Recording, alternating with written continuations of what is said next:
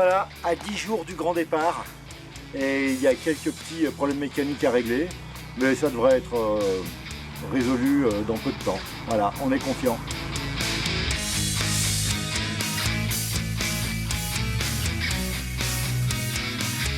Les voyages forment la jeunesse. C'est pourtant avec notre expérience de quinquagénaire endurci que nous entamons ce voyage direction Munich. Notre première halte, Gruyère, en Suisse.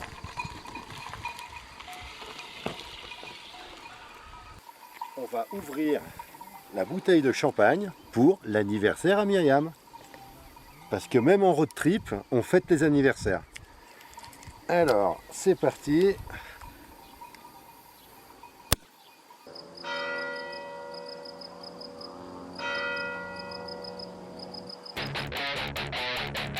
Le château Saint-Germain, situé au cœur du site médiéval de Gruyère, abrite l'un des musées les plus étranges au monde.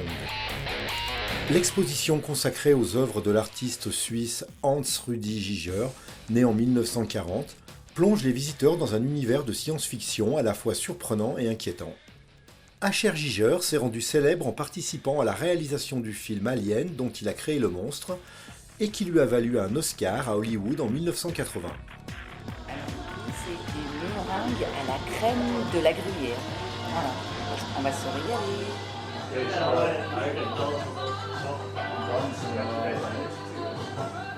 La dame qui m'a vendu donc le fromage à Gruyère m'a dit qu'on pouvait mettre n'importe quel vin. Donc du coup, un petit Gros Hermitage, je pense que ça devrait être de circonstance. Là, ça c'est du bonheur. C'est vraiment Fantastique. fantastique. Ah Myriam, Ah ouais. c'est joli la Suisse. Très vert.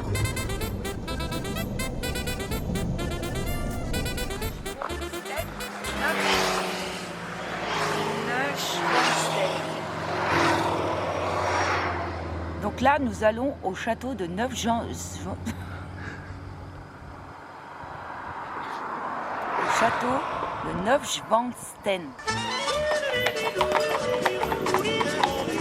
C'est tout près de Füssen, en Bavière, que nous découvrons le château de Neuschwanstein, construit sur ordre du roi Louis II de Bavière entre 1869 et 1886. C'est aujourd'hui le château le plus célèbre d'Allemagne.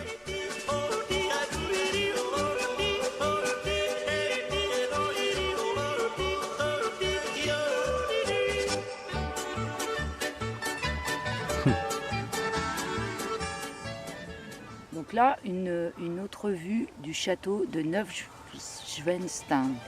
Tu refais ?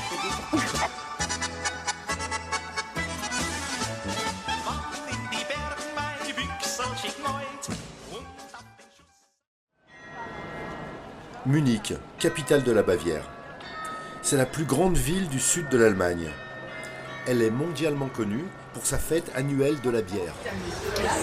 Du coup, il pleut beaucoup là. Et voilà, on va passer le temps avec un petit Riesling et puis un Bretzel. Santé.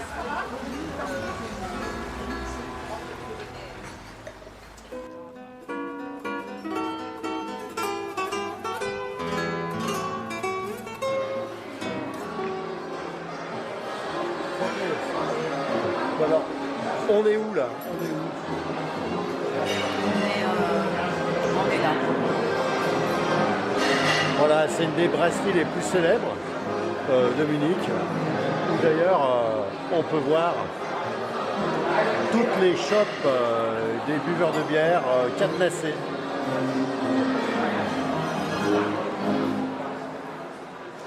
Comme l'a dit Ernest Hemingway, « Vous n'allez même pas ailleurs, je vous le dis, il n'y a rien de tel que Munich. »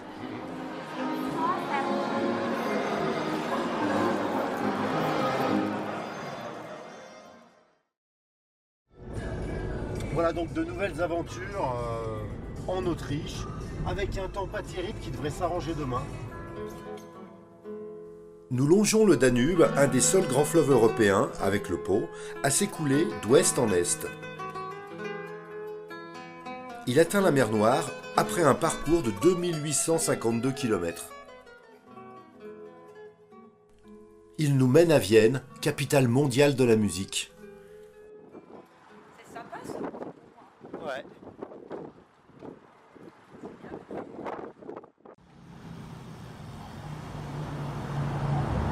On est perdu. On cherche la cathédrale. Pourtant, c'est quand même gros une cathédrale. Hein. Mais bon, on ne trouve pas. On est perdu dans Vienne, en vélo, on sait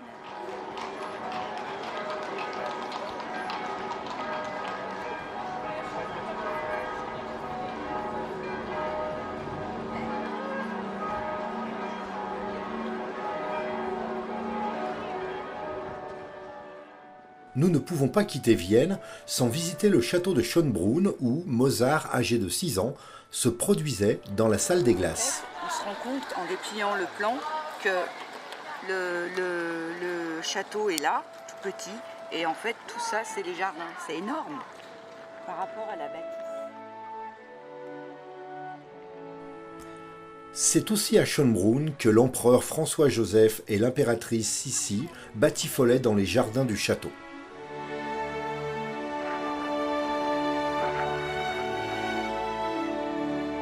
À Bratislava, nous laissons le Danube s'écouler vers la Roumanie et l'Ukraine, alors que nous remontons vers la Pologne par la Slovaquie. Et là, regarde, viens voir. Regarde le morceau là. Regarde-le. Regarde-le. Bouge pas, attends. Là, tu vois, Gilles, je vais te montrer comment on pêche le brochet. Voilà. Et là. Il a fait un salto arrière. Un magnifique brochet. Ce soir, on ne savait pas quoi manger, on n'avait pas fait les courses. C'est le premier soir qu'on ne fait pas les courses. Et du coup, c'est bon. Bon, du coup, le brochet, c'était un mauvais plan. Ça m'a coûté 30 € et ils ont été gentils. Il y avait un garde-pêche qui était juste en face, qui a pris en photo. Et en fait, c'est pas la période du brochet. Et en plus, bien sûr, j'avais pas de permis. Donc le garde fédéral a appelé la police et donc ça fait 1 heure là que je suis, ils viennent de partir là. J'étais avec la police, ils m'ont vérifié passeport, tout machin. Et puis comme on est sympa, et ben, ils nous ont fait que 30 € au lieu de 450 €. Donc on souffle un peu, Myriam est un peu dépitée. Voilà, mais bon, tout va bien, on continue. Et on pêche plus par contre. Voilà, là on va traverser les Carpates pour trouver un coin pour la nuit. Donc au bord d'une rivière normalement. Alors il faut faire attention aux ours ici. Hein. Les ours, les loups, les lynx. Voilà. Et puis demain, on va passer la frontière polonaise.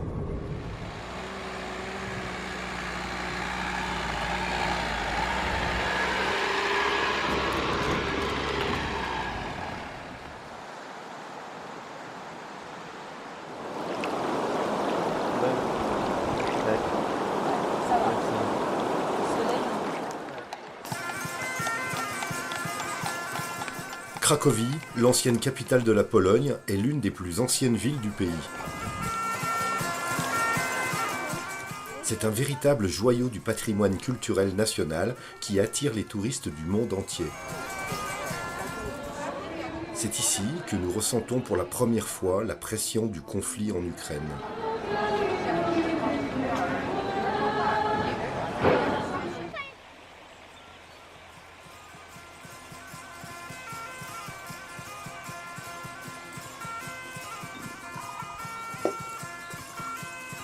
Ça y est,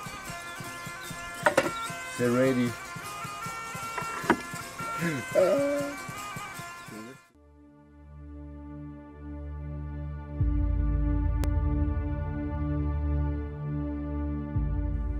Auschwitz. C'est une chose impossible mais qui a eu lieu. Une invraisemblable vérité. Cette citation de Joseph Bialo illustre bien le sentiment que nous ressentons en traversant le camp principal, symbole de la barbarie nazie, où périrent près de 700 000 personnes. Au début, des prisonniers de guerre et des opposants politiques polonais et soviétiques Ensuite, des juifs et des résistants de toute nationalité.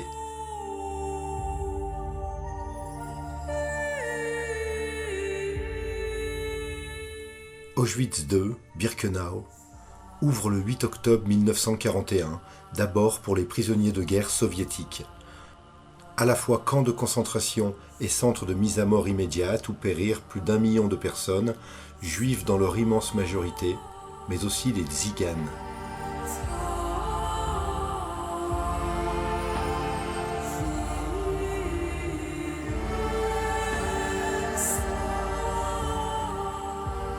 Nous restons silencieux, incapables d'imaginer que sur ce quai il y a 80 ans, à l'arrivée du train, les anciens détenus accueillaient les nouveaux arrivants, contraints de former 2 files, hommes et garçons d'un côté, femmes et filles de l'autre, et les médecins SS procédaient à la sélection.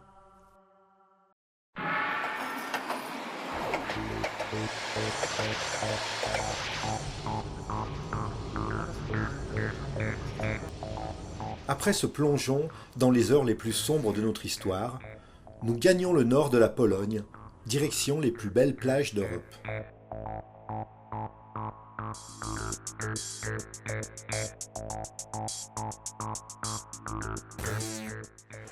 Premier bain dans la mer Baltique. Bon, elle est quand même fraîche, hein. Ouais.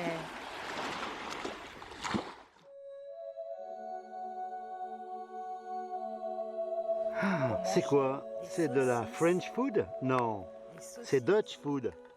La saucisse blanche de Munich, au moins il n'y a pas de colorant dedans, quoi. Là, on est sûr, tu ne peux pas faire plus blanc.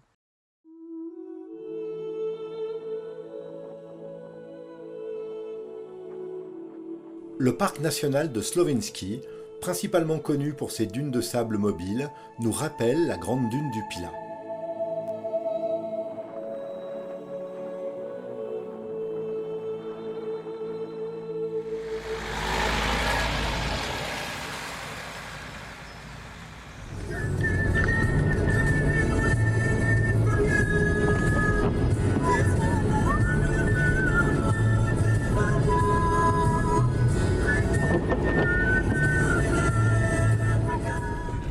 Ça y est, on arrive en Lituanie.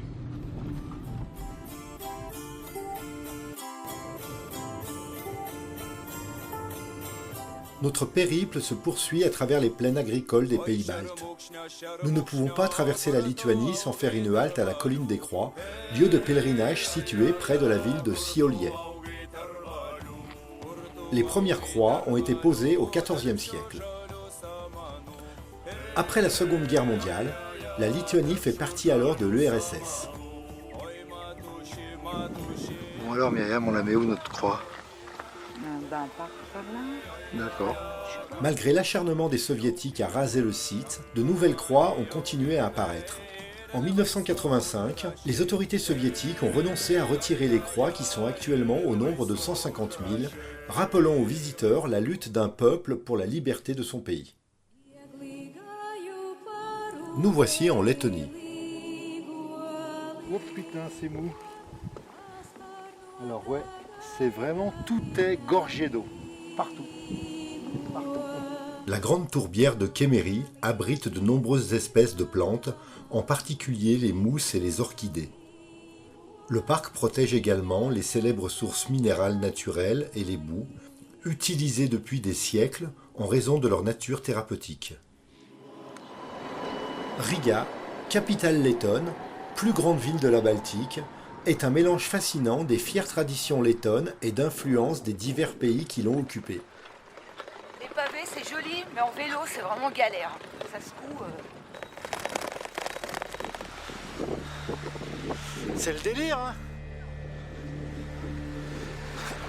Oh, putain. À toi.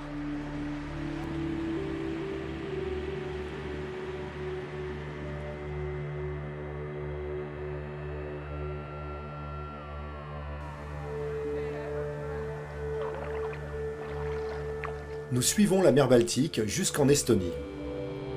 Myriam trouve enfin le courage de se baigner.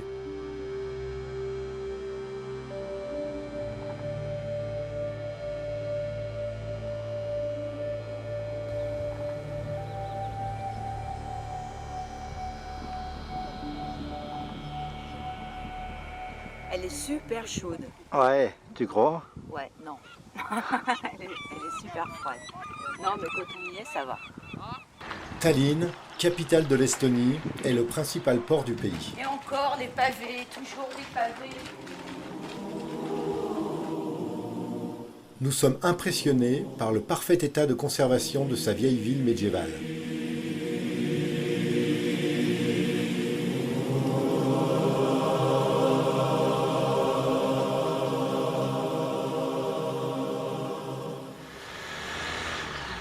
Nous devons reprendre la route pour rejoindre la péninsule de Parispea avant la nuit.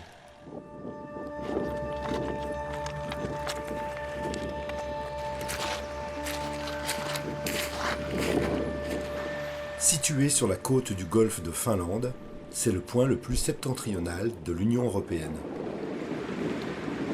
Et ben voilà, nous sommes arrivés au plus au nord de l'Estonie.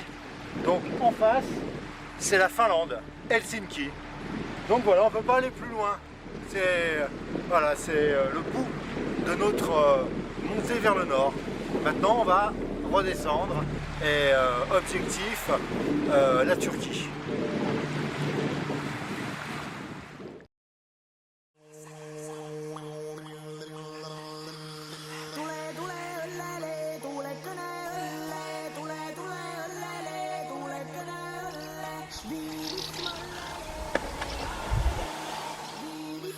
Voilà maintenant 16 jours que nous avons quitté notre Savoie pour un road trip à travers l'Europe et l'Asie occidentale. Avant d'entamer notre descente vers le sud, nous décidons de rouler jusqu'à Narva, qui devait être notre point d'entrée en Russie si les événements récents ne nous avaient pas contraints de modifier notre projet initial. Depuis le déclenchement de la guerre, cette petite cité frontalière estonienne, où la culture russophone est très présente, doit vivre avec ses contradictions. D'un côté du fleuve flotte le drapeau estonien sur le fort d'Herman. De l'autre, à quelques 200 mètres de là, se dresse la forteresse médiévale de la ville russe d'Ivangorod. À Narva, deux civilisations se regardent les yeux dans les yeux. Ah, mais je crois que je vais le mettre échec et mat.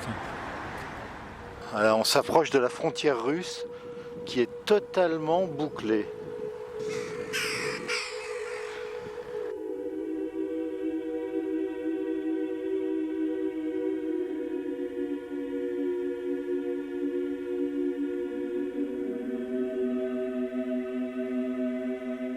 Bon alors Myriam, l'intérieur est pas mal hein. Ben oui, par rapport à l'extérieur, finalement, il faut ouvrir les portes, rentrer, et on se rend compte que à l'intérieur, c'est pas mal. Hein.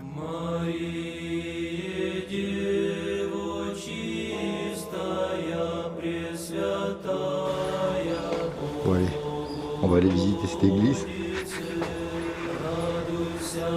Vas-y.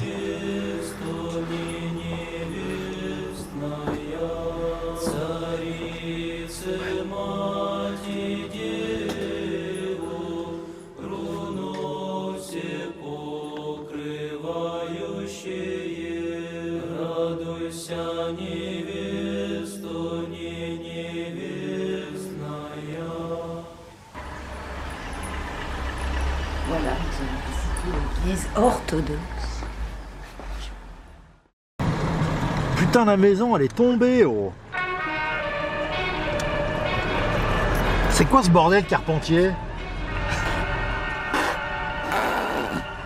Alors, comment tu fais pour tenir? J'en sais rien, mais je tiens pas.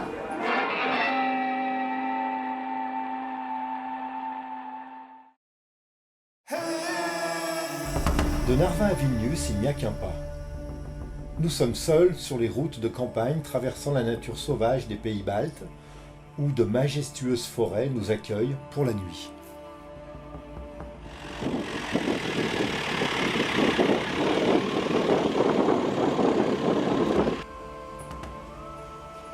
C'est la petite maison dans la prairie. Ouais, C'est notre maison pour ce soir. ben voilà. Voilà. C'est pas mal, hein. Pas très chaud.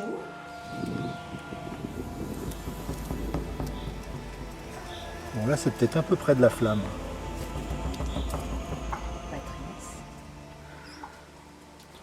Bah franchement, On a mangé dans des endroits vachement plus pourris que ça, quoi. On est pas mal, hein, quand même. On est super bien. Il y a eu un petit bruit là-bas.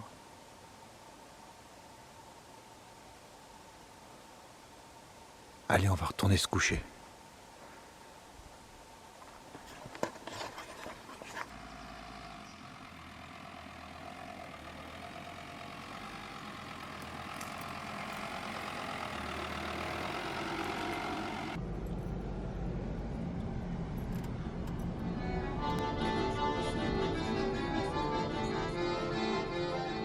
Vilnius, l'une des plus belles villes baroques d'Europe. Multiculturelle, influencée par l'Est et l'Ouest, la Jérusalem du Nord ne renie rien de son passé. Un vent de liberté souffle aujourd'hui dans ses bars branchés et dans le quartier du Sulpice.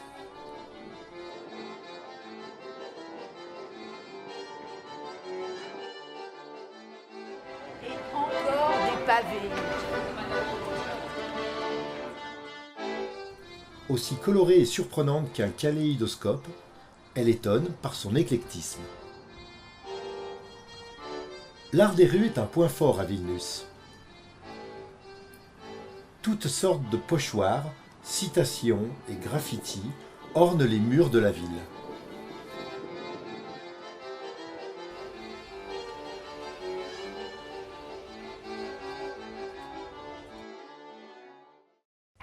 Nous retrouvons la Pologne, direction la forêt de Białowieża. C'est l'une des dernières forêts primaires d'Europe. À cheval sur le territoire polonais et biélorusse, elle s'est formée il y a 10 000 ans lors de la dernière glaciation. Outre les bisons, le parc de Białowieża comprend également une faune et une flore incroyablement diverses.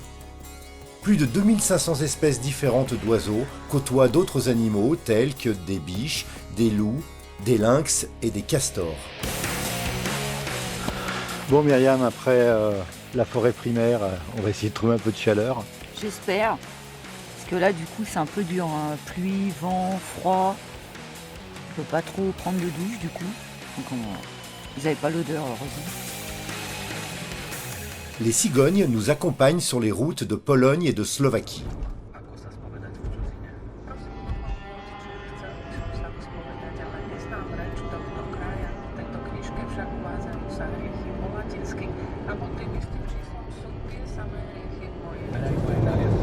Alors nous quittons le monde slave pour quelques jours, puisque nous rentrons en Hongrie, direction Budapest.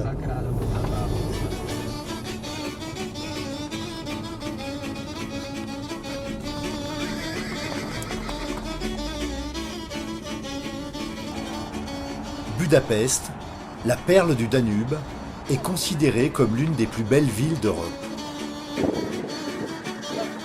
Principal centre politique, culturel, commercial et industriel, elle abrite le Parlement hongrois, les bâtiments ministériels et les ambassades du pays. Son ancien statut de co-capitale de l'Autriche-Hongrie lui confère un rayonnement important dans l'Europe centrale. Et encore des pavés. Pourvoyeuse de nombreuses sources d'eau thermale, Budapest débite 40 millions de litres d'eau chaude et 30 millions de litres d'eau tiède par jour. Bon, bah, direction les thermes. Ouais. On va aller voir ce que c'est comme terme. Apparemment, elles sont pas mal. Ces sources sont à l'origine des établissements de bains et des thermes qui ont fait la réputation de la capitale.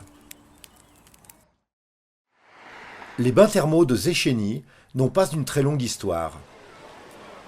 Ils ont été bâtis au début du XXe siècle sur une source thermale découverte en 1879.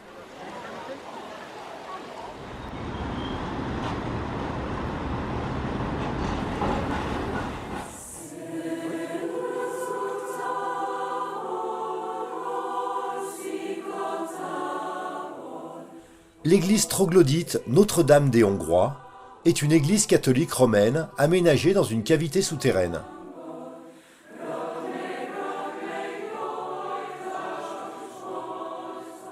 Elle est située sur le flanc du Győr-hegy, une colline de Budapest offrant un panorama exceptionnel sur la ville.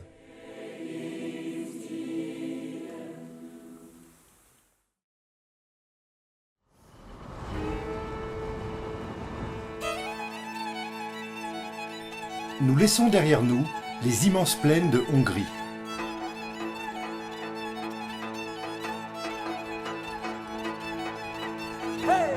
Voilà, et nous voici arrivés en Roumanie.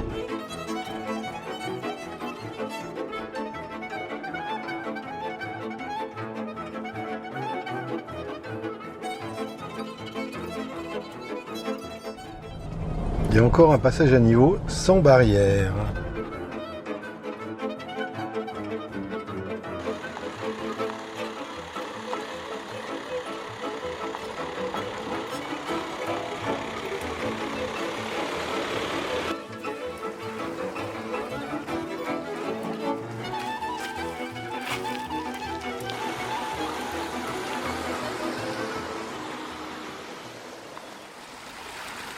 Donc là, on a trouvé un spot assez sympa, un petit terrassement là au bord d'une rivière, donc on est bien. Et surprise, il y a un gars qui est arrivé avec une bouteille de prunes Livio, un mec super sympa. On a discuté un petit peu en anglais, il parlait un petit peu anglais, et donc il nous a offert de la prune. Et voilà, je vais en boire un coup en direct là. Elle est vraiment super bonne.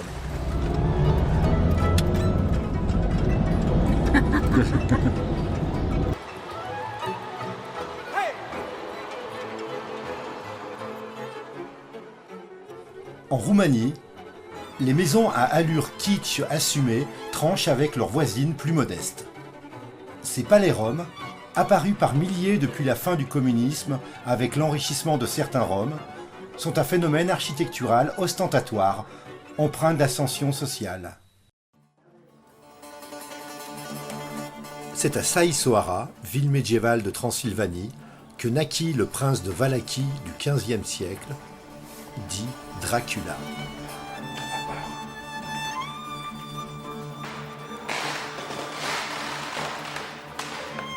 Surnommé Vlad l'Empaleur parce qu'il était réputé pour être particulièrement cruel avec ses ennemis, il est à l'origine du personnage légendaire de Dracula de l'écrivain Bram Stoker.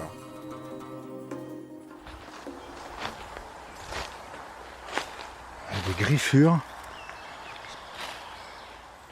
Nous avons trouvé un spot pour la nuit dans une forêt avec plein de vieux chênes centenaires, comme on voit là-bas. Voilà. Alors une forêt apparemment infestée d'ours. Bon, du coup, Myriam, la douche était chaude? Bah écoute, ça va pas mal, ouais. Là, je remplis le seau pour faire la lessive. Bah, c'est un petit spot sympa. Donc après, j'espère qu'il n'y aura pas d'ours. J'ai un peu peur quand même. Ouais. Mais bon.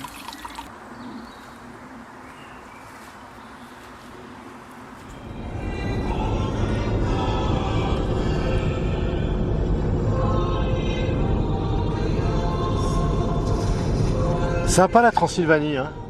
Ouais, très bien, très nature.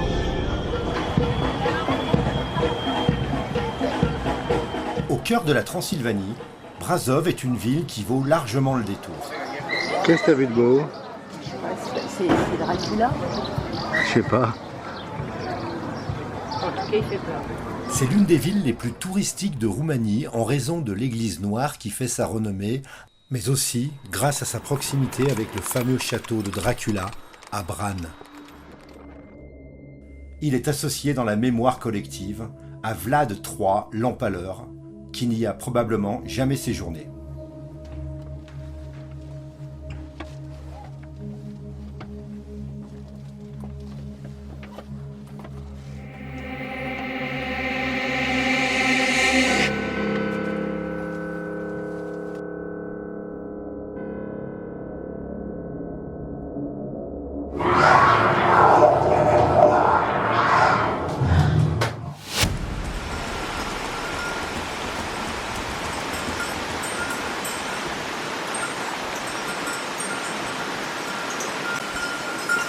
Bon voilà, on a trouvé un super spot dans les montagnes,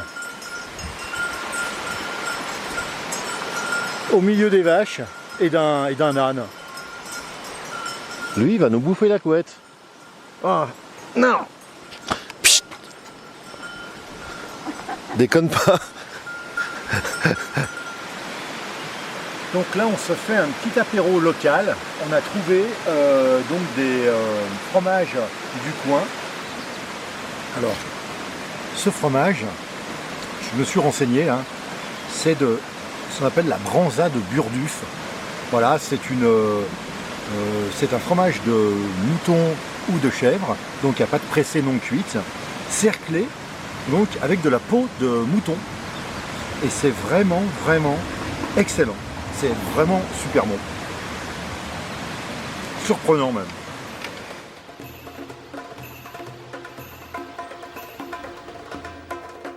À 60 km de Brasov, le château de Pelle. Sa construction a duré 10 ans, de 1873 à 1883, et les travaux d'aménagement se sont poursuivis jusqu'en 1914. Bon bah là on vient d'avoir une alerte. Attention, très important, alerte, un ours rôde dans les parages. Donc on va vite rentrer. Moi j'aimerais bien le voir quand même, moi.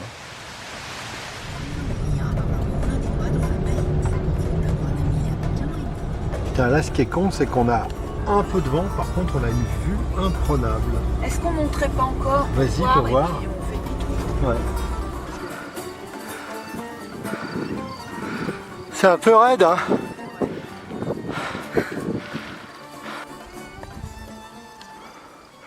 Les gravures qu'on voit là auraient 8000 ans.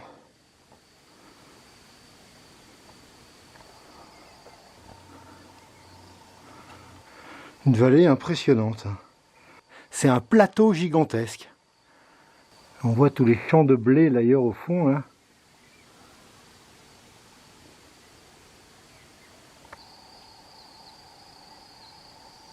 Qu'est-ce qu'il y a de beau derrière, Myriam?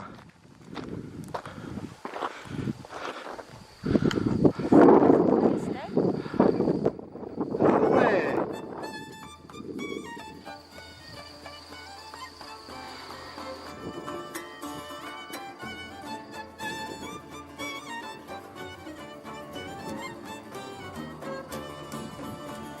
Alors, ces sculptures, hein, ce ne sont pas des vestiges du passé.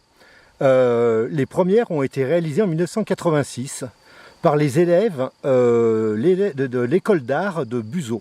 Donc c'est une ville qui est pas très loin d'ici. Et donc c'est réalisé dans une pierre calcaire coquillée. C'est plein de petits coquillages dedans, quoi.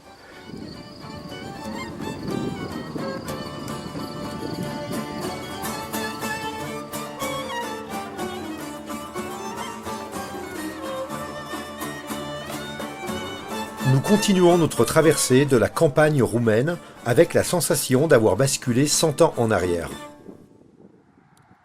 Les reliefs s'estompent, les grandes plaines agricoles annoncent la proximité imminente du delta du Danube.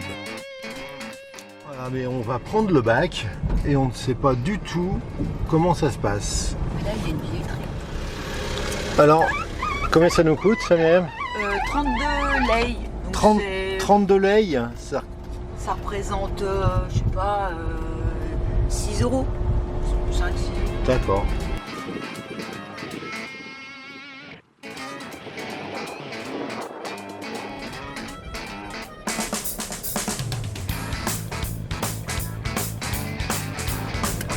Ok, thank you.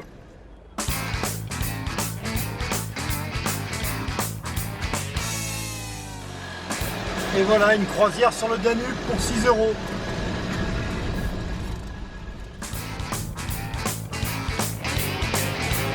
Et la route est complètement défoncée. Et les mecs sont tarés en bagnole.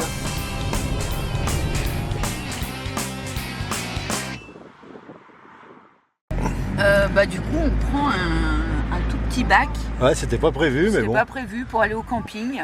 Donc c'est rigolo, il n'y a que 2 voitures dessus et c'est vraiment une barge Qui est tirée par un petit bateau. Par un petit bateau sur le côté. Ouais. Ah voilà, Okay. c'est sympa. Ok. ce soir, on a décidé d'aller dans un camping au milieu du delta. Et sur le bac, on a rencontré un Allemand qui habite à côté et qui nous a demandé de le suivre et il nous emmène au camping. Bon, la route est totalement défoncée. Mais c'est sympa, on a 7 km à faire.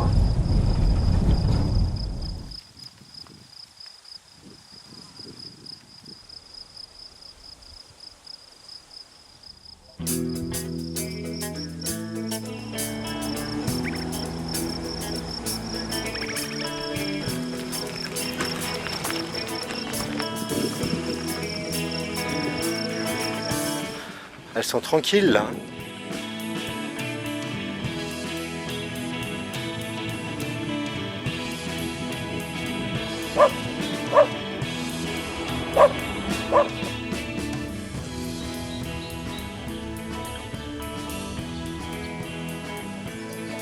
Alors là on a trouvé un petit bar. Ils ont ouvert exprès pour nous. Donc moi je bois une petite mousse, Mayam un café. Super sympa quoi, pour que dalle. Voilà, on est au bord du Danube, en plein milieu du delta. Et il y a des endroits comme ça qui sont assez exceptionnels.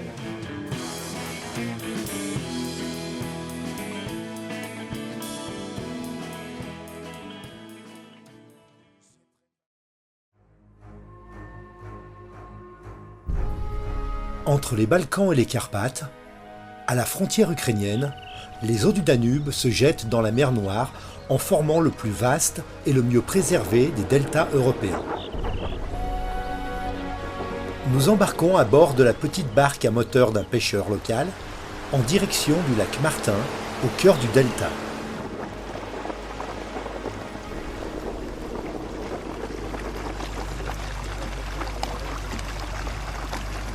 Là, nous passons dans un endroit hyper étroit.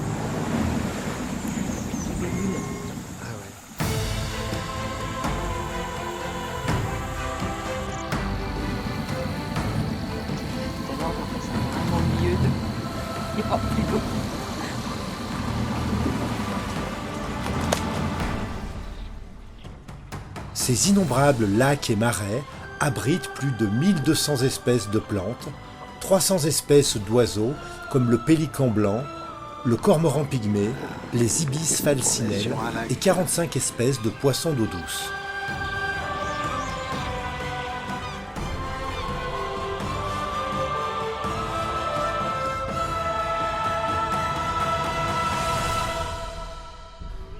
Le pélican est un oiseau migrateur très répandu dans les régions à climat tempéré et tropical. 2 des 8 espèces connues de pélicans nichent dans le delta du Danube, dont ils sont d'ailleurs le symbole. C'est ici que l'on retrouve la plus grande colonie de pélicans communs d'Europe, soit plus de 2500 couples.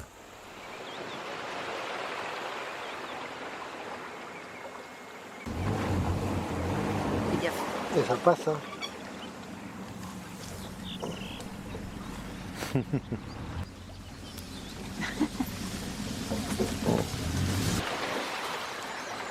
Le delta du Danube est réputé abriter les plus grandes roselières du monde.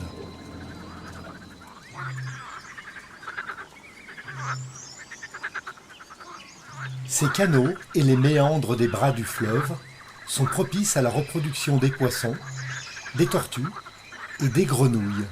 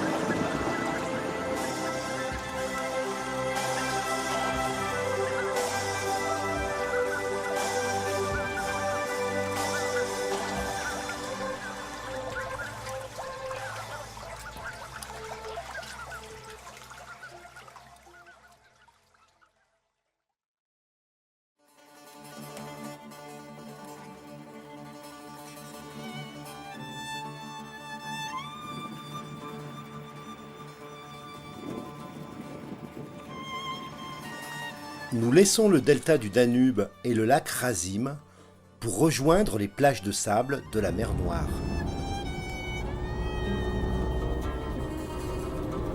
Sympa les Roumains.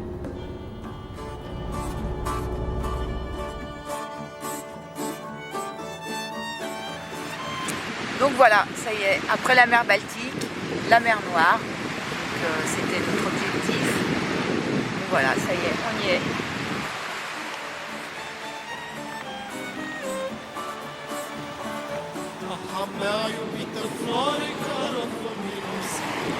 J'arrive!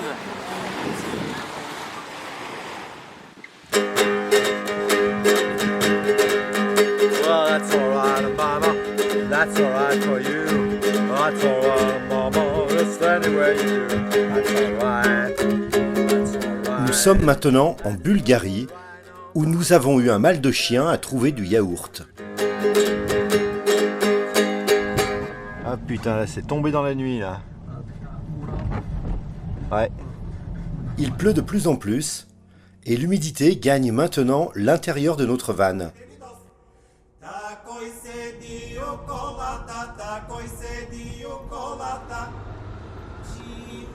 Nous décidons de quitter prématurément la Bulgarie dans l'espoir de retrouver un temps un peu plus sec.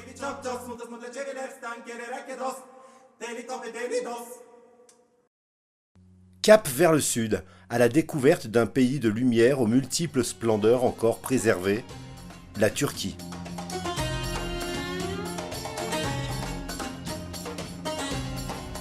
Première rencontre insolite sur les terres de l'ancien empire ottoman.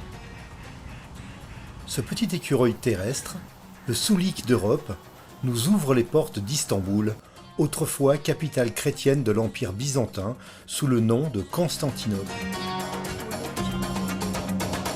C'est maintenant une mégalopole de 5500 km². Pour info, Paris c'est seulement 100 km².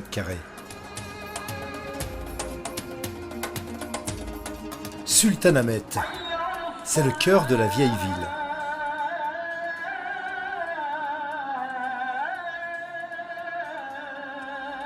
Vieille de 3000 ans, à la croisée de deux continents, elle nous fascine. Entre la mythique mosquée bleue datant de 1616 et le palais de Topkapi, résidence principale et officielle du sultan ottoman de 1465 à 1853, l'emblématique basilique Sainte-Sophie ne cesse d'émerveiller les visiteurs du monde entier.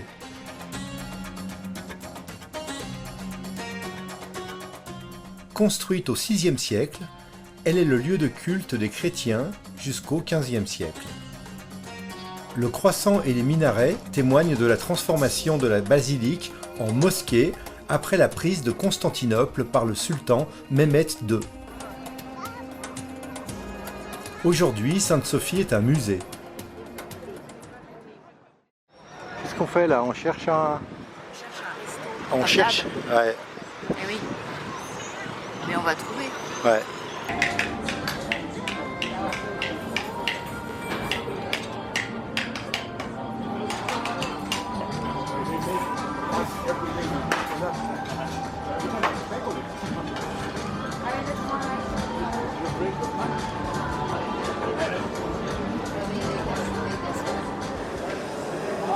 Là, on arrive au Grand Bazar. Voilà. Donc, on va faire des affaires, je pense.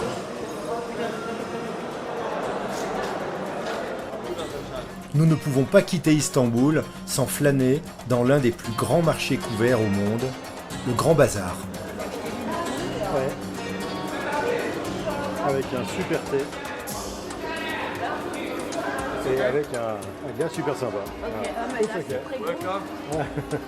This Turkish delight, the honey one, and in Grand Bazaar, Yusuf Shahini's store is the best price with the best quality.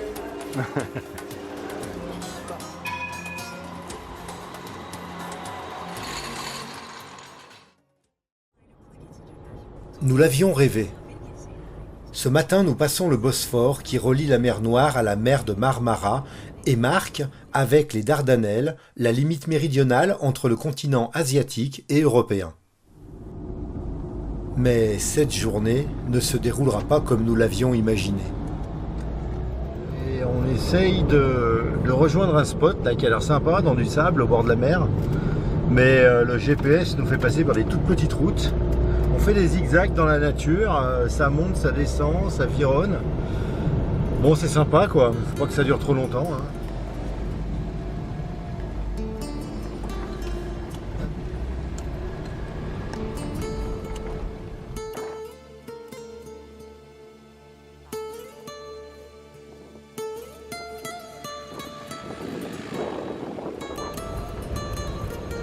Pour l'instant, tout va bien.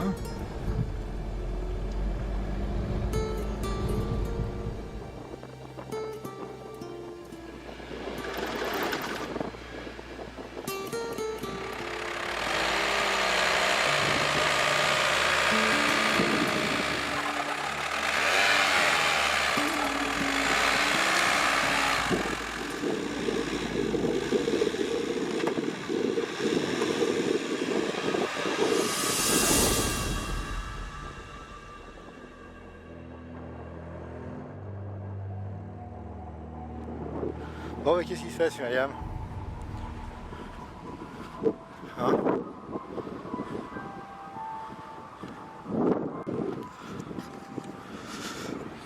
Bon, voilà. La roue est dans le vide, c'est la merde, on est planté pour la nuit.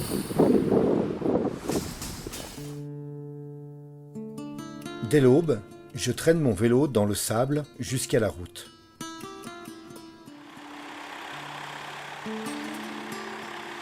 Et voilà, pour sortir. Il m'a fallu quand même une bonne heure et beaucoup de chance pour trouver une âme charitable qui voudrait bien nous sortir de cette mauvaise passe. Nous reprenons l'aventure après avoir payé 400 livres, soit environ 14 €. Elles vont se faire cabosser, hein.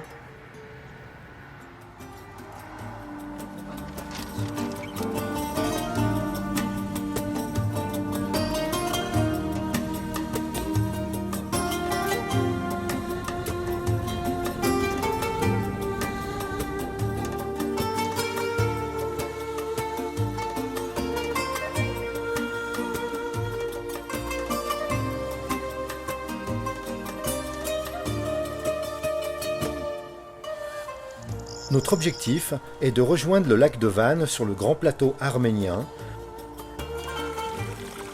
Mais après avoir rencontré une famille de camping-caristes allemands qui revenaient de Géorgie, nous changeons nos plans et c'est maintenant en direction de la Géorgie que nous roulons.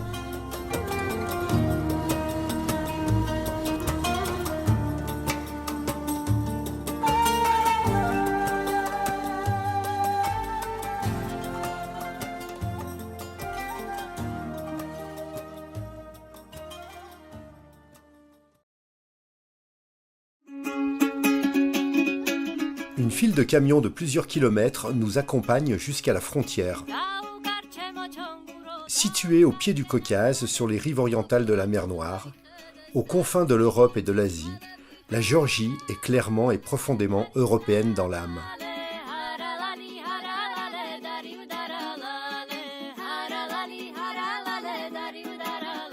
Son histoire remonte à plusieurs milliers d'années. Au cours des siècles, la Géorgie a été envahie et dominée par différents peuples, tels que les Perses, les Arabes, les Mongols et les Ottomans.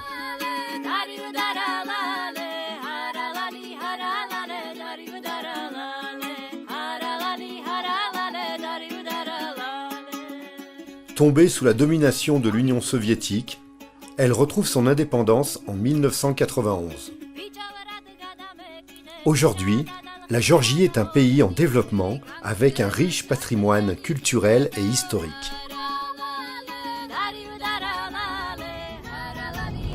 Même l'état des routes, c'est une cata. Là, il n'y a même plus de route. Enfin,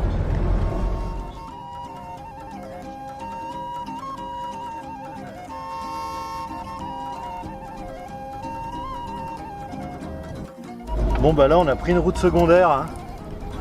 Nous venons tout juste de quitter Batumi, la capitale de la République autonome d'Adjari, et déjà, nous sommes éblouis par des panoramas à couper le souffle. Ils sont absolument uniques et pleins de charme. Ils nous transportent hors du temps.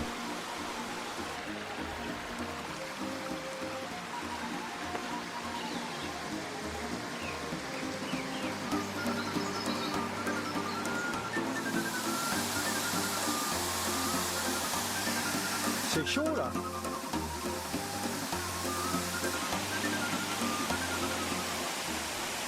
Nous sommes également impatients de vivre des rencontres authentiques, ce qui n'allait pas tarder. Ah, c'est France. Ah ouais. Le moulin à purée. Voilà. Super. Et puis là-bas, il y a des tuiles qui viennent de Marseille. C'est incroyable. Bon, je sais pas où Mimi va. Dans la cave. Dans la cave. On va dans la cave. Ah. Ok. Wine, Ah, Vine. Ah ouais. Yes. aha, Ah, de 2004. De 2004. oh, wine, Ah ouais, 2003. wine, Wine. oh, wine, Ok. oh, Yiddish, wine, Ok. what, Yiddish, wine. Ah ouais. Yes. Ok. Eh ben, je pense qu'on est parti pour une dégustation, une bonne dégustation des vins surprenants. Surprenants, je ne sais pas ce qu'il y a dedans. En tout cas, c'est très intéressant. Et là, donc, il vient de me proposer de la vodka. Donc, je vais goûter. Il paraît qu'il faut boire d'un coup. Alors, c'est parti.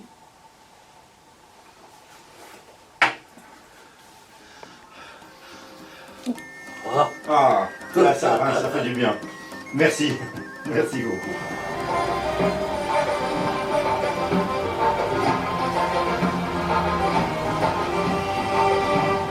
Donc là, c'est de la truite cuite à la broche, au feu de bois. Et donc, la truite, elle était juste avant dans le bassin. Voilà. C'est très beau. C'est vraiment excellent. Hein? C'est vraiment très très bon. Voilà. Et ça, qu'est-ce que c'est là? Je sais pas, tu m'as dit, c'est quoi, de la polinte? C'est une espèce de polinte, de pain de polinte avec du fromage à l'intérieur. Voilà. C'est super bon.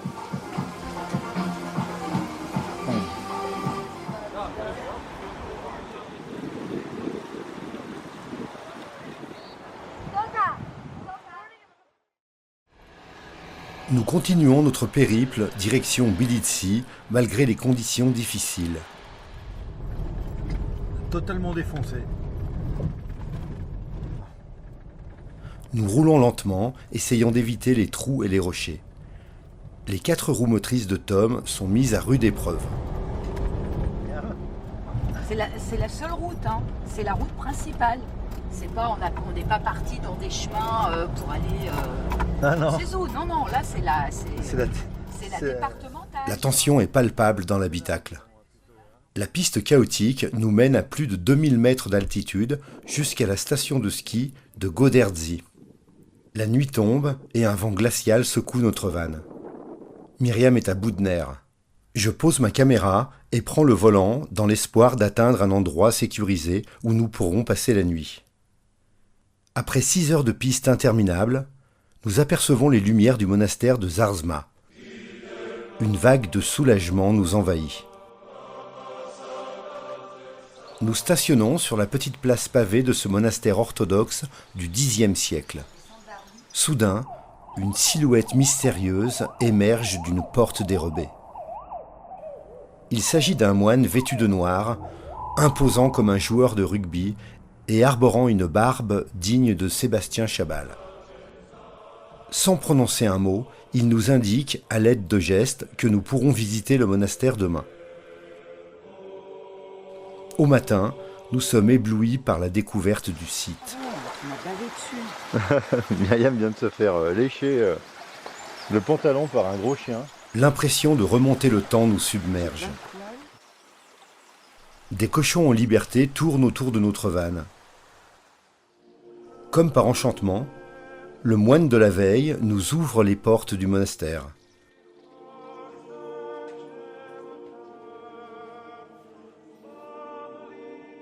Tout ici est fascinant, jusqu'à la momie que les pèlerins embrassent en pleurant à chaudes larmes.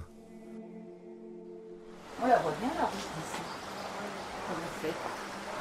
Ah oui, la fameuse route.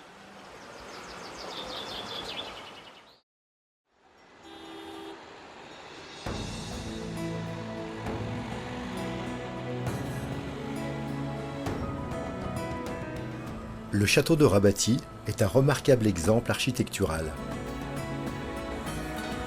Cette forteresse, qui remonte au IXe siècle, a été partiellement détruite et reconstruite à plusieurs reprises. Cependant, c'est pendant l'Empire ottoman qu'elle a connu d'importantes transformations et atteint son apparence principale d'aujourd'hui. Un impressionnant mélange de styles géorgien, ottoman et persan témoigne de l'influence culturelle de ces différentes périodes historiques. Aujourd'hui, le château de Rabati est un site touristique majeur de la Géorgie. Il abrite un musée qui retrace son histoire mouvementée et offre une vue panoramique sur la ville de Akhaltsikhe et la région environnante.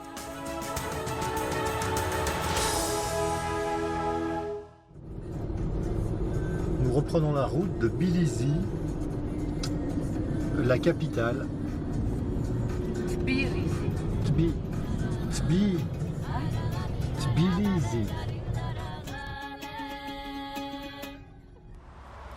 Alors, nous mangeons à Rajabouli.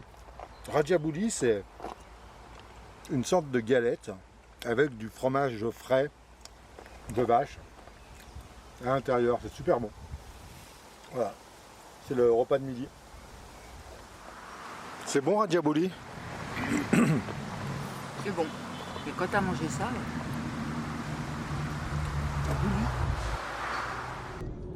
La route serpente dans la campagne géorgienne. Elle s'ouvre devant nous avec son charme infini. Bon, bah ça devrait être un coin sympa. C'est déjà le 21 juin, le solstice d'été. Malgré la pluie, nous célébrons la fête de la musique dans ce décor sauvage, autour d'un feu réconfortant. Insouciants et émerveillés, nous communions avec cette nature belle et pure. Le temps s'arrête.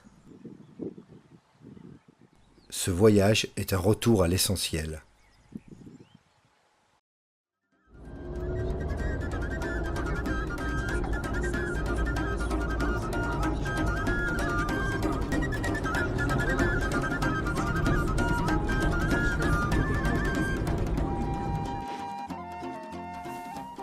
Tbilissi est la capitale de la Géorgie. Elle est située sur les rives de la rivière Koura.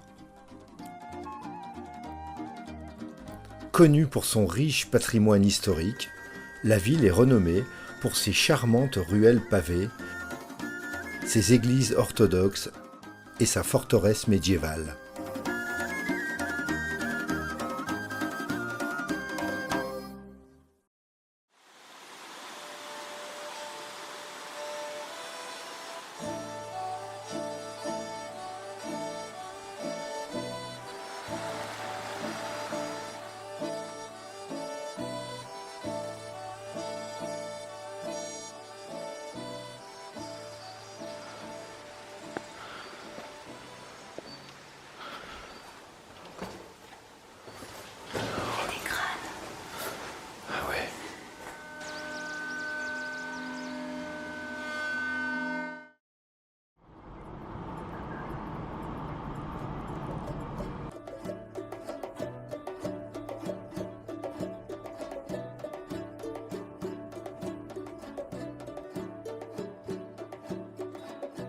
Au cœur des montagnes géorgiennes se dresse Vardzia, un monastère rupestre enveloppé de mystères et de légendes ancestrales.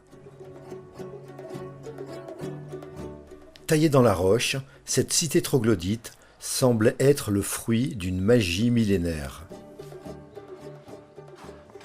Donc là, c'est des tables.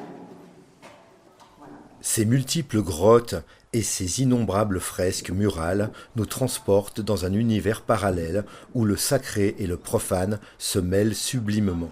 Donc là, je rentre au monastère.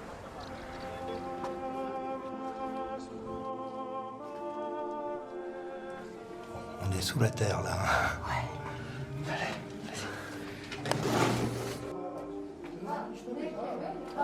C'est bien raide. Hein. Várzea, témoin immuable du pouvoir de l'imaginaire humain, enchante les visiteurs par son atmosphère émouvante et ses secrets impénétrables. Chaque pierre, témoin d'un passé mystique, nous invite à percer les mystères de ce lieu sacré.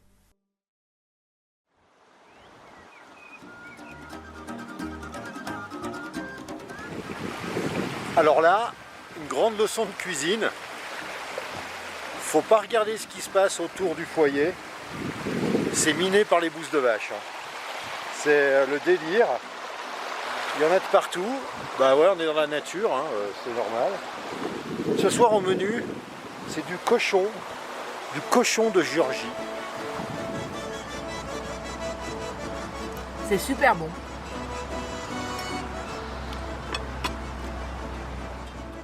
À la rose, ouais, je veux bien, ouais.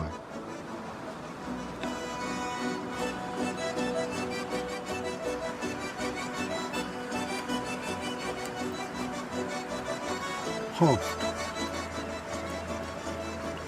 C'est bon. Hein. Et ouais. On arrive à la frontière turque. Bon, j'espère qu'on va pas être emmerdé. Hein. Alors, cette frontière? Eh bien, on fait demi-tour. Parce qu'en fait, la frontière est terminée du côté Géorgie, mais elle n'est pas terminée côté Turquie. Donc en fait, il n'y a pas de frontière. Il n'y a pas de douanier turc. Il n'y a pas de douanier. Donc on prend une autre frontière et donc on a 2h30 de route à faire. Super, voilà. On est content.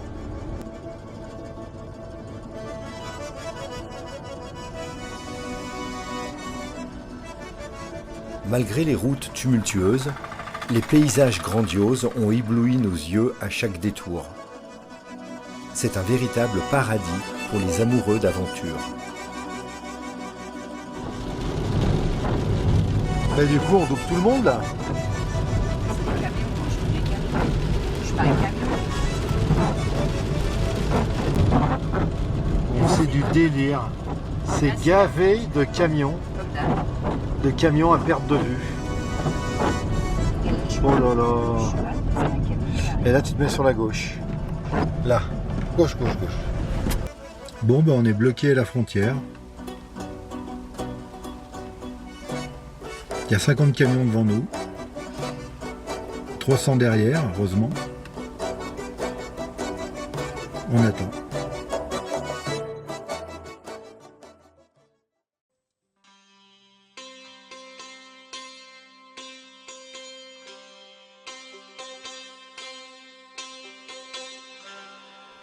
Nous retrouvons la Turquie après ces quelques jours dans les montagnes géorgiennes.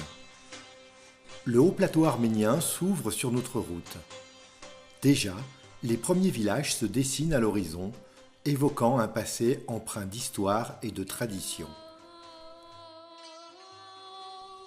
Nous sommes à la recherche de bois pour le feu. Cependant, aucun arbre ne semble se dresser sur notre chemin. Ici, dans ces contrées lointaines, le seul combustible disponible est la précieuse brique façonnée à partir de la bouse des vaches. C'est pour remplacer le charbon pour l'hiver. Notre vanne tremble sur les pavés du petit village qui semble s'éveiller à notre présence. Rapidement, nous sommes entourés par les habitants, peu habitués aux touristes étrangers. Je pose ma caméra. Leur sourire chaleureux témoigne de leur hospitalité sans faille. En plus de quelques cagettes remplies de vivres, ils nous offrent généreusement une tome de vache d'1 kilo, un présent symbolique de leur générosité. Au milieu de cette effervescence bienveillante, une femme s'approche avec délicatesse de Myriam.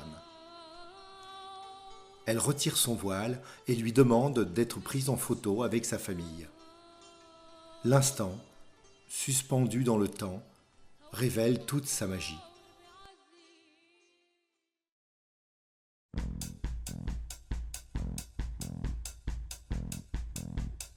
Nous reprenons la route en direction du lac de Vannes qui constitue l'objectif principal de notre road trip.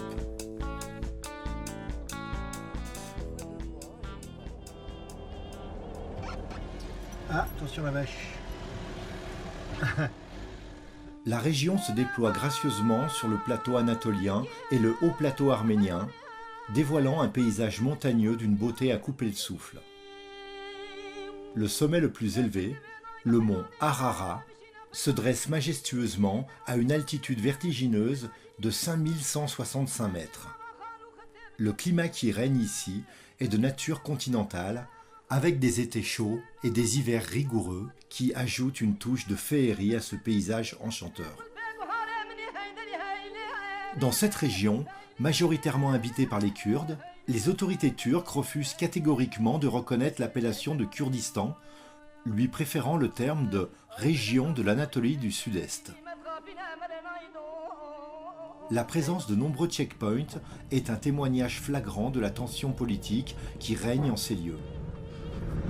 Apparemment ça passe, je cache la caméra.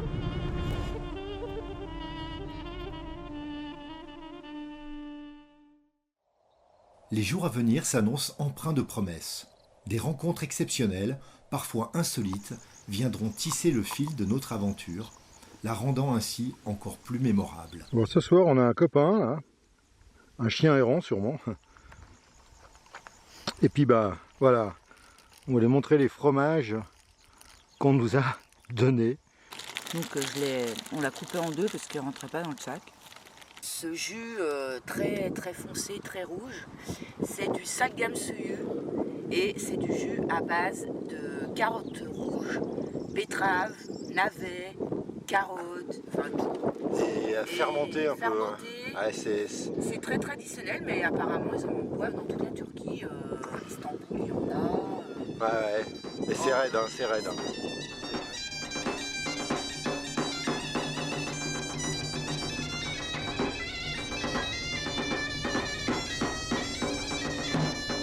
Là, sur la gauche, c'est l'Iran. Voilà, on longe la frontière. Frontière iranienne.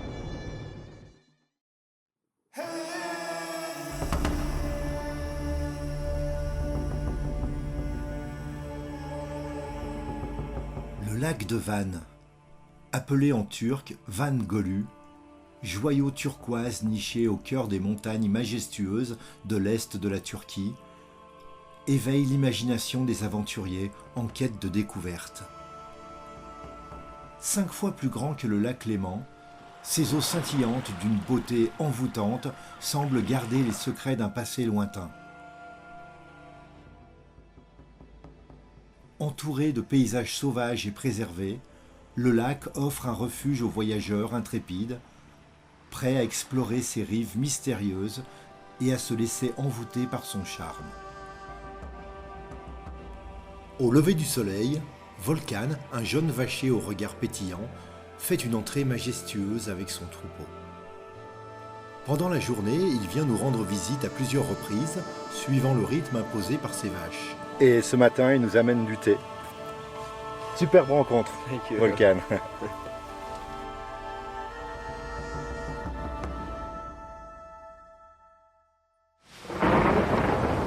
La nuit qui suit est terrible. Le vent secoue le camion et les éclairs nous rappellent combien nous sommes vulnérables. Au petit matin, le beau temps est revenu.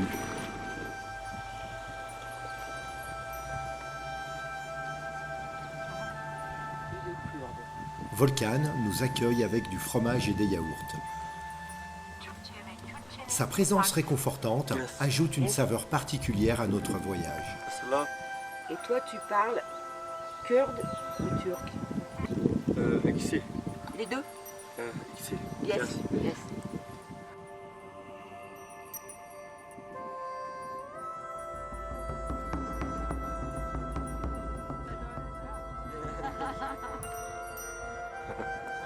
Bon, bah Myriam, ton vélo... Le soir, après avoir ramené ses vaches à l'étable, Ouais, ça va, ils ont il nous laissé rend à la nouveau table. visite, Ouais, voilà. cette fois-ci accompagné d'un ami, mais dans le but d'emprunter nos vélos. Voilà, il s'éclate. Hein. Et nous, on prépare le feu. Voilà, le vrai yaourt qu'il fabrique, que sa maman fabrique. On fera ça. Ça a l'air bon.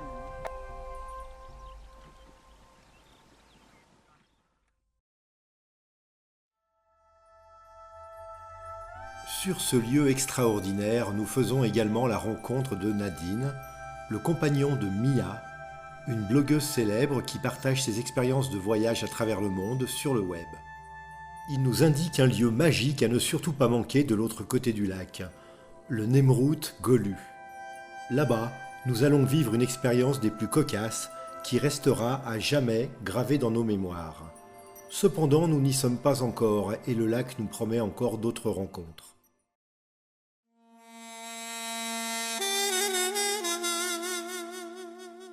Après une visite de la majestueuse forteresse de Van, construite sous le royaume d'Urartu entre le 9e et le 7e siècle avant Jésus-Christ, nous profitons de notre présence dans cette région artisanale pour acheter des tapis persans, célèbres pour leur qualité et leur beauté.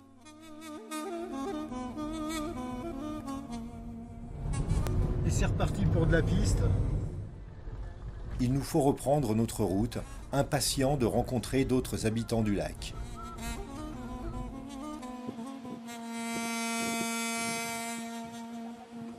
Voilà. Ah, It's a video for it. Yes. Ouais. Voilà, on a rencontré des gens formidables qui nous payent le thé. Ouais, super. Thank you very much.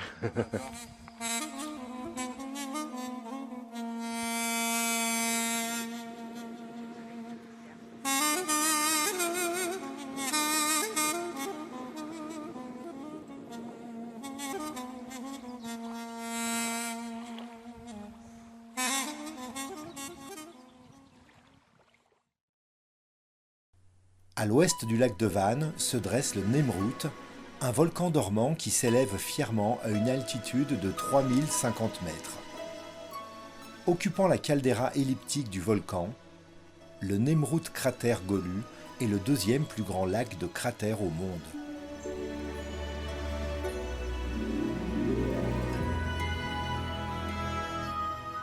Mais ce qui rend ce lieu encore plus particulier, c'est la présence de 80 ours qui évoluent dans ses alentours.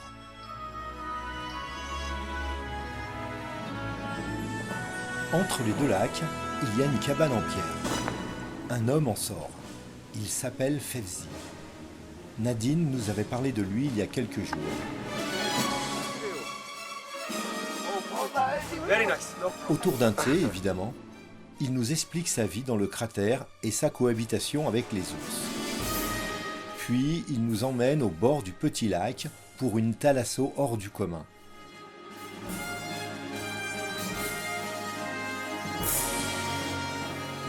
thank you. Ok. Thank you. Thank you very much. It's a very nice place, very good place. Alors Myriam, vas-y. Tu vois, à un moment, enfonce tes pieds dans le mou.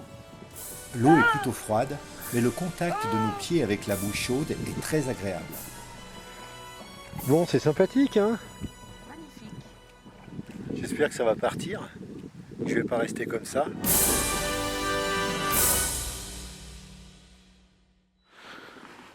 Ah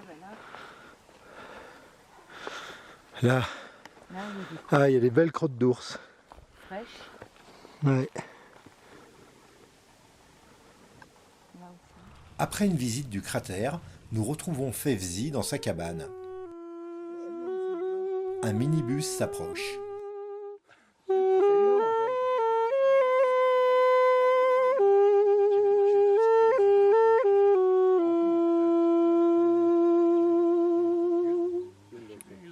Thank you. Thank you. En quelques minutes, c'est la fête, ce qui n'est pas du goût de Fevzi qui craint que ce vacarme éloigne les ours qu'il nous a promis d'apercevoir cette nuit.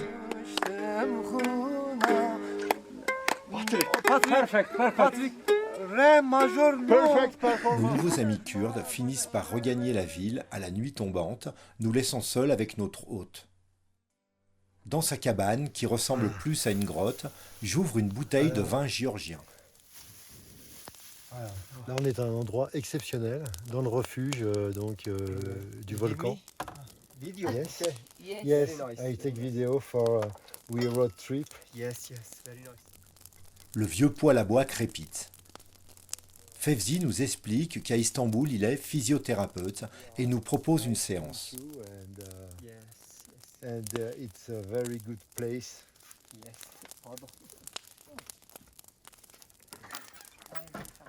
On va fermer la porte. Il fait super chaud là. Après avoir appliqué de la suie sur nos visages, dans le cadre d'un rituel chamanique censé augmenter nos chances de voir des ours, il m'invite à m'allonger sur la banquette au fond de sa tanière. Je ne suis pas très rassuré, d'autant plus que Myriam doit retourner récupérer des affaires au camion dans le noir pour ne pas effrayer les ours. Fevzi l'accompagne. Les minutes s'écoulent et mon inquiétude grandit. Une souris fait des allers-retours sur le tapis, me fixant de temps à autre, comme pour me narguer. Soudain, le bruit d'une scie déchire le silence. Une pensée macabre m'envahit. Il s'immisce. Saisi d'effroi, je me lève brusquement et appelle. Fevzi rentre dans la cabane. « No problem, Patrice, no problem !» Puis il ressort aussitôt et quelques secondes plus tard, il est de retour avec des bûches de bois pour le feu et Myriam dans son sillage.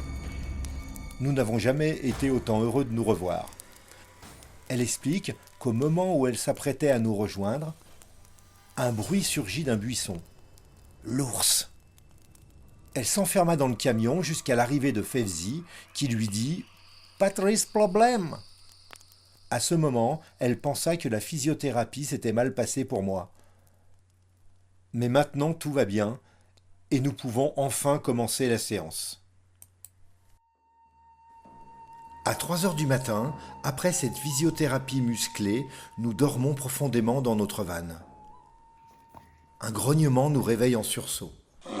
À moins de 3 mètres, un ours de 80 kilos engloutit la pastèque que nous avions délibérément placée comme appât. Le moment est magique. C'est bon, hein.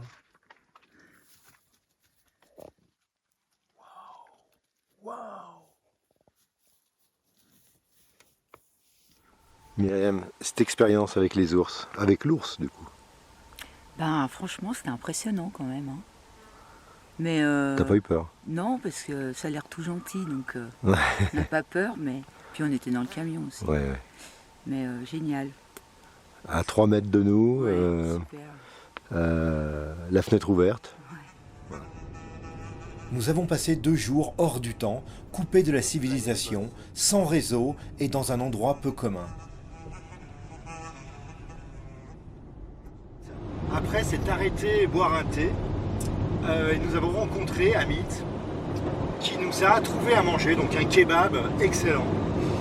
Et ensuite, il a pu nous emmener chercher du raki, donc on a acheté du raki. Et on s'est rendu compte qu'il était armé. Là, on est quand même au cœur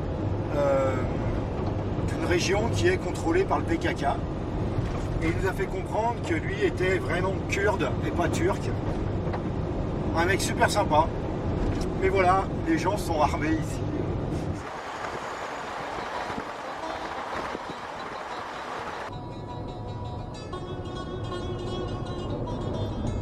Ah, dis donc. Quel chargement.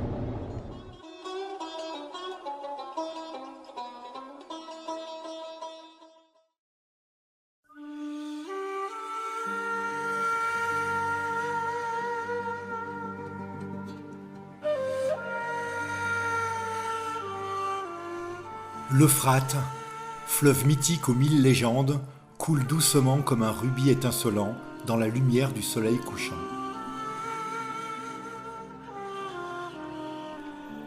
Dominant la vallée, le Nemrut d'Agi se dresse devant nous.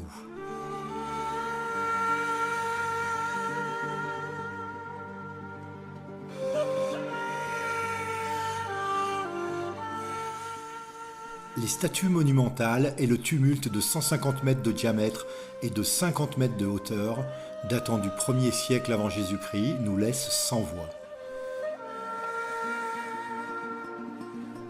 C'est le monument funéraire du roi Antiochos Ier, un trésor archéologique et spirituel à découvrir absolument. Le mont Nemrut restera gravé dans nos mémoires comme l'un des endroits les plus marquants de notre périple en Turquie.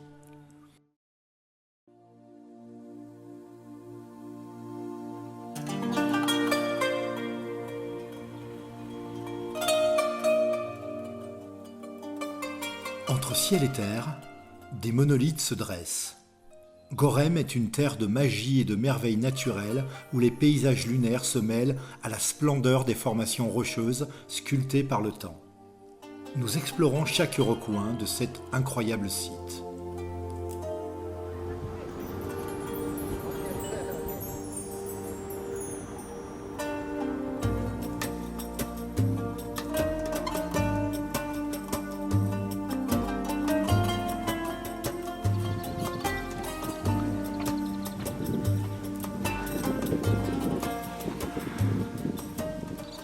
À l'époque romaine, la région accueillait les chrétiens qui fuyaient Rome.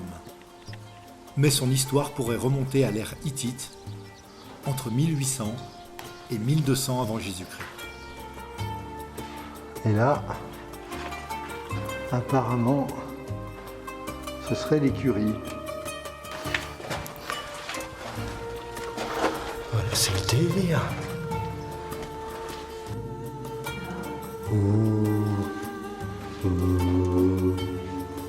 C'est l'église troglodyte. On vérifie si c'est bien l'église qu'on a découverte.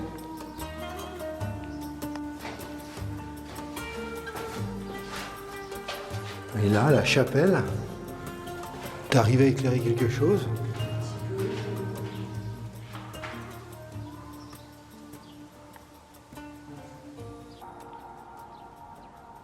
أشهد أن محمدا رسول الله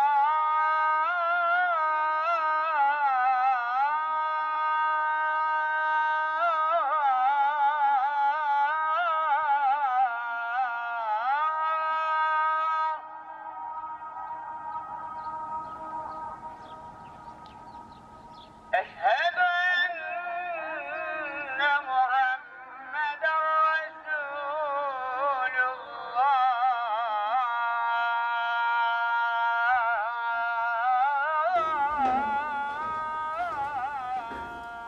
Nous sommes dans le château troglodyte.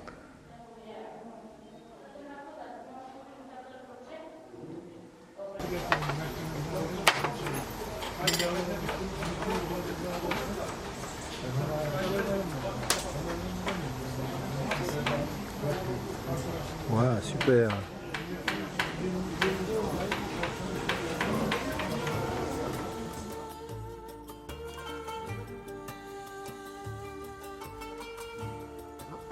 Coucou Myriam. Là, c'est notre suite parce que du coup, on voulait prendre une chambre d'hôtel troglodyte et il restait plus que des suites. Donc du coup, pas le choix, on a pris une suite. Donc voilà, c'est assez sympa quand même. Ah, ça a l'air. Hein. Après avoir dormi 2 mois dans un camion à la poussière, là, ça nous fait du bien. À la salle de bain.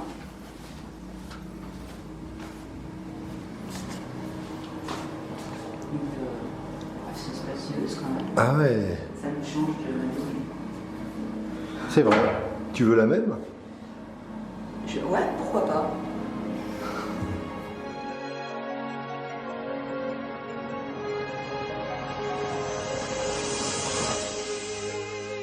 Depuis quelques jours, nous avons mis le cap plein Est.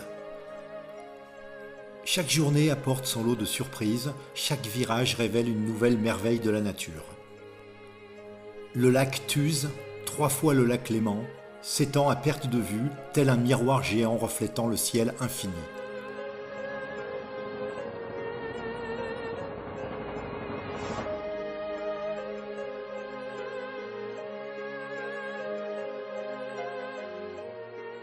Ces eaux salées scintillant sous le soleil créent un paysage hypnotisant et majestueux.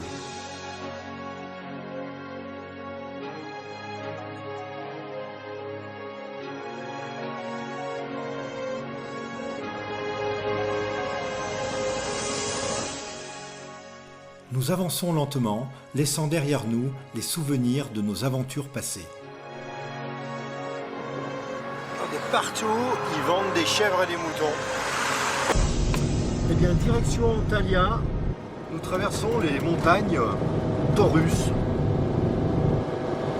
Par contre, là, du coup, on a l'impression d'être sur la Côte d'Azur. Ça nous change un peu quand même. Le charbon de bois pour faire griller le mouton. Mais c'est une vie vraiment merveilleuse. Moi j'adore, moi je pense que je vais faire ça toute ma vie. Moi. Je vais arrêter de bosser, ça va, organiser.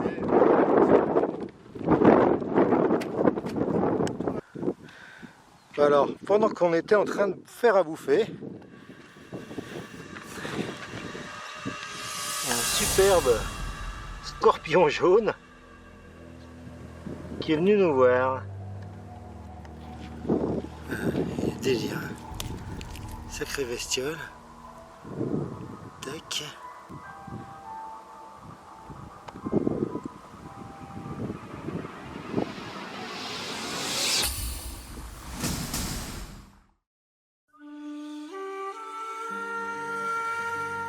Chaque instant est un tableau vivant, une ode à la beauté éphémère de ce monde qui nous entoure. Nous laissons notre esprit s'envoler, porté par la promesse de nouveaux horizons et de découvertes inattendues.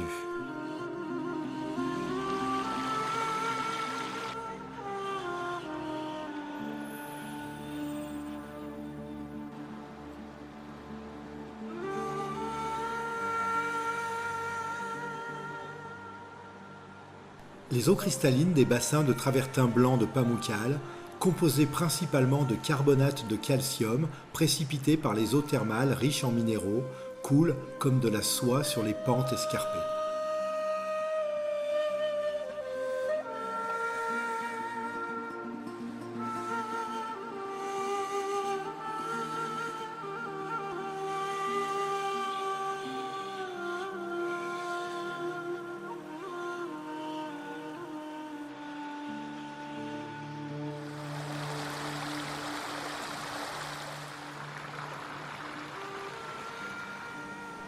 Chaque marche de cette cascade minérale témoigne de l'histoire ancienne qui se déroule sous nos pieds.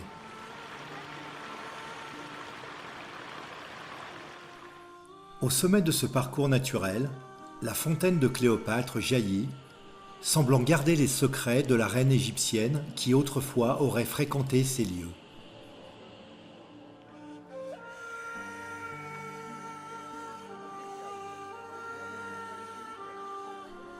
Il est temps pour nous de regagner le continent européen par le détroit des Dardanelles.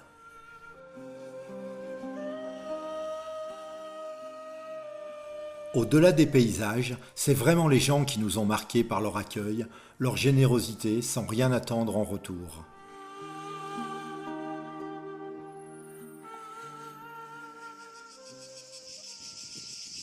C'est maintenant le ciel azuré de la Grèce antique qui nous accueille.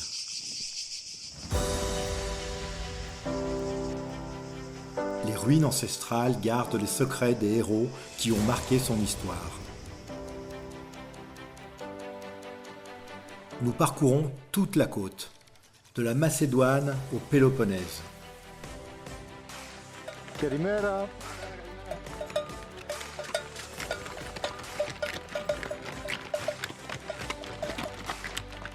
Nous escaladons le mont Olympe.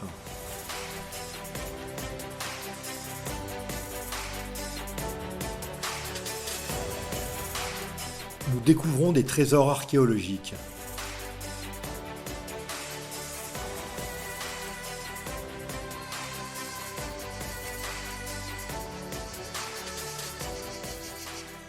Les plages secrètes baignées par une mer turquoise s'offrent à nous comme une récompense bien méritée.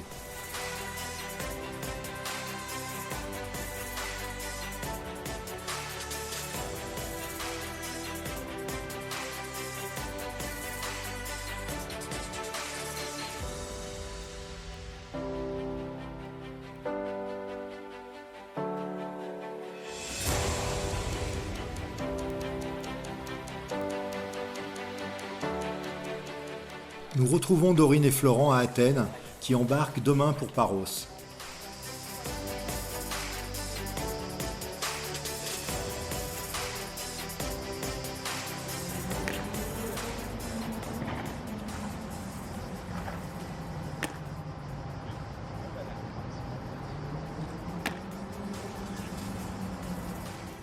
Il est temps maintenant pour nous de reprendre le chemin du retour par la Macédoine du Nord.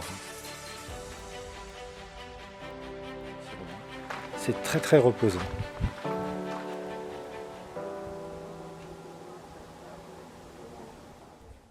En Albanie, nous croisons Georges, un Suisse baroudeur qui se rend en vélo jusqu'en Asie.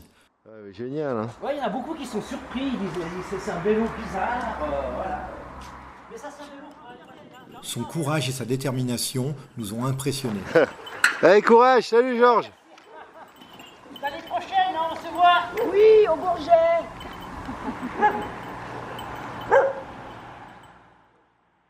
Il est la preuve vivante que rien n'est impossible lorsqu'on a la volonté et la passion.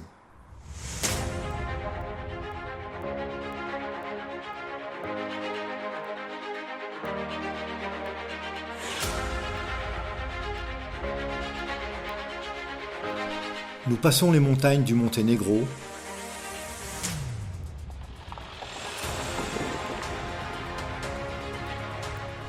les plaines du Kosovo et sa capitale, Pristina, la ville de Nazmi,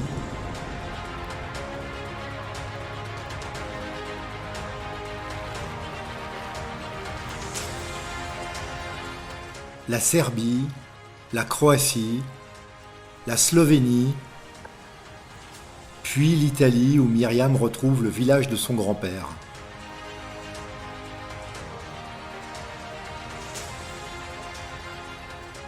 Ça y est, c'est fini.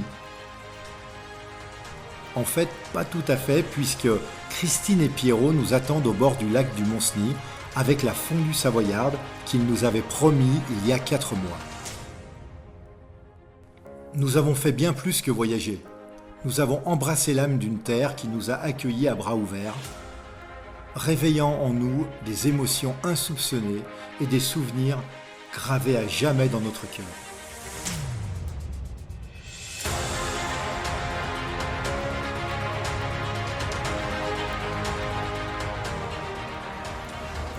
Là, nous sommes dans un garage assez sympathique et donc on laisse le camion en réparation pour quelques heures. Et en attendant, on va peut-être trouver une plage avec les vélos.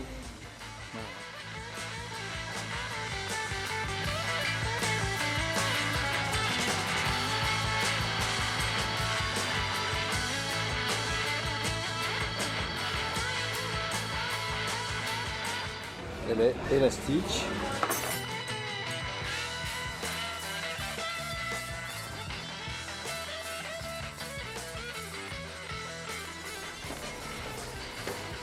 C'est hallucinant l'état de conservation d'un monument aussi ancien. Les jointures sont parfaites. On a l'impression que c'est taillé au laser. Impressionnant.